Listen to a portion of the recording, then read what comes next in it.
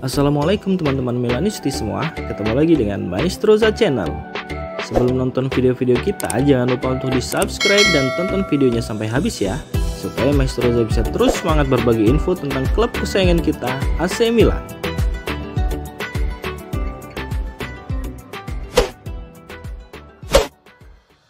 I Rossoneri resmi mengonfirmasi bahwa Luka Jovic telah menjalani operasi untuk mengatasi nyeri kronis di pangkal paha. Pemain Serbia itu diperkirakan akan absen sekitar 4 minggu dengan target kembali saat laga melawan AS Roma pada 29 Desember mendatang. Operasi Luka Jovic dilakukan di Belgrade, Serbia dengan pengawasan dokter klub untuk memperkuat kanal inguinal kiri Jovic. Prosedur ini diharapkan menyembuhkan kondisi pubalgia yang telah lama mengganggu pemain berusia 26 tahun tersebut.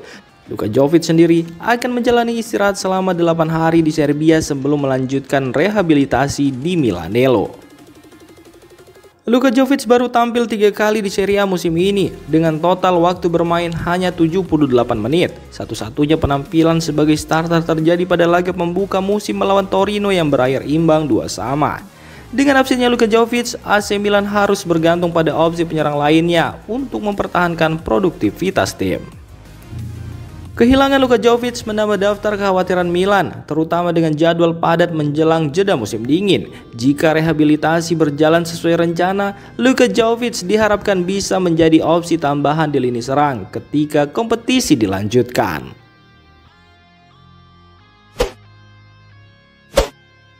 Kembali kritik taktik Fonseca, Zvonimir Boban sebut lini tengah Milan terlalu menderita. Mantan gelandang yang juga legenda AC Milan Zvonimir Boban yang kini menjadi analis di Sky Sport Italia mengungkapkan pandangannya mengenai performa Milan dalam kemenangan tipis 3-2 atas Slovan Bratislava di Liga Champions.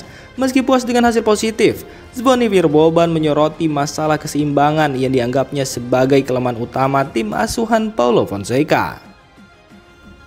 Dalam analisisnya, Boban menilai bahwa Fonseca terlalu berani dengan memainkan 4 penyerang sekaligus, yaitu Samuel Chukwueze, Christian Pulisic, Noah Okafor, dan Tammy Abraham. Strategi ini dianggap Boban membuat lini tengah AC Milan yang hanya diisi oleh Josef Fofana dan Tijani Reinders kesulitan menahan serangan balik lawan. Komentar Boban ini menggarisbawahi tantangan besar bagi Paulo Fonseca dalam menemukan keseimbangan antara serangan dan pertahanan. Dengan lini depan yang tajam, Milan mampu mencetak gol dengan mudah, tetapi kelemahan di sektor tengah dan belakang membuat I Rossoneri kerap kehilangan kendali.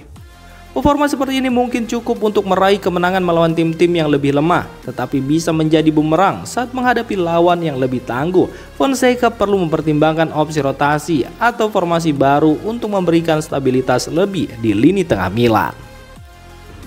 Meski AC Milan berhasil meraih kemenangan atas Slovan Bratislava, AC Milan harus segera memperbaiki performanya jika ingin bersaing lebih jauh di Liga Champions. Dengan jadwal padat yang menanti, kemampuan Fonseca untuk menyeimbangkan tim akan menjadi kunci utama.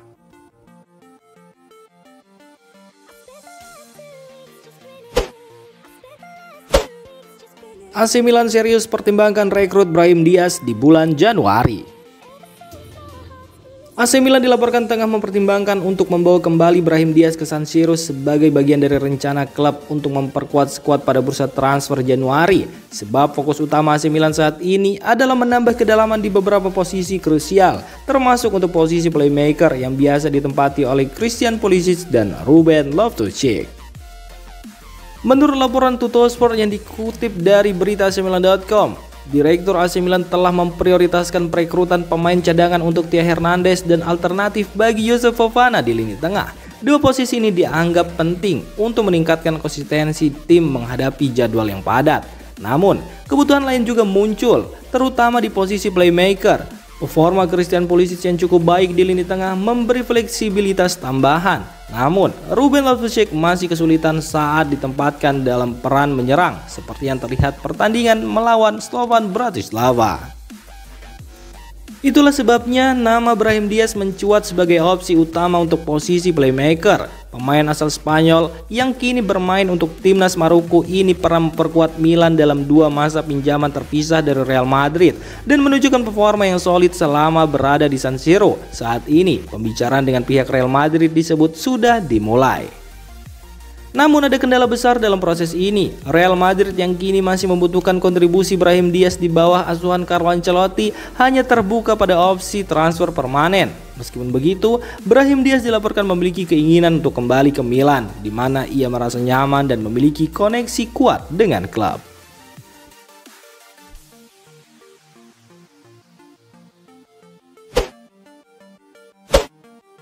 Kemenangan di Champions League bukti Milan tidak bisa main tanpa Rafael Leao. Kemenangan AC Milan melawan Slovan Bratislava menunjukkan jika Rossoneri tidak dapat bertahan dan tidak dapat bermain tanpa Rafael Leao. Seperti yang ditulis edisi Tuttosport via Milan News, kemenangan di ibu kota Slovakia dapat diringkas dalam dua argumen makro yang berkaitan dengan perjuangan defensif dan ketergantungan AC Milan pada Rafael Leao. Slovan Bratislava seharusnya jadi tim yang didominasi oleh Milan. Mereka hanya mencetak 2 gol dalam 4 pertandingan Liga Champions. Mereka kalah 5-1 dari Celtic dan 4-1 dari Dinamo Zagreb.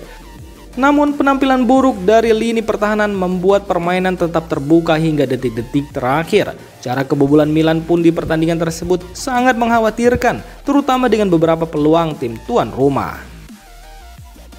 Fakta lainnya yang tidak kalah menarik adalah Milan saat ini telah kebobolan 22 gol dalam 17 pertandingan. Tentu saja ini sangat mengkhawatirkan, terutama dengan misi Rossoneri yang harus bersaing di Serie A dan kompetisi Eropa.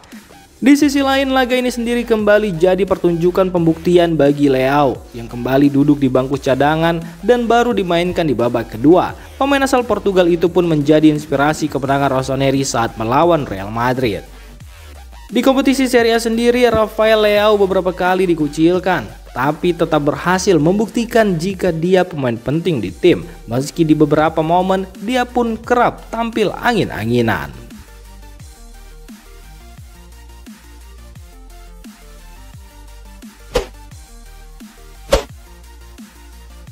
Demikian informasi dunia sepak bola terupdate hari ini. Untuk kamu yang gak mau ketinggalan seputar informasi sepak bola Eropa, silahkan like, subscribe, dan share video ini. Terima kasih.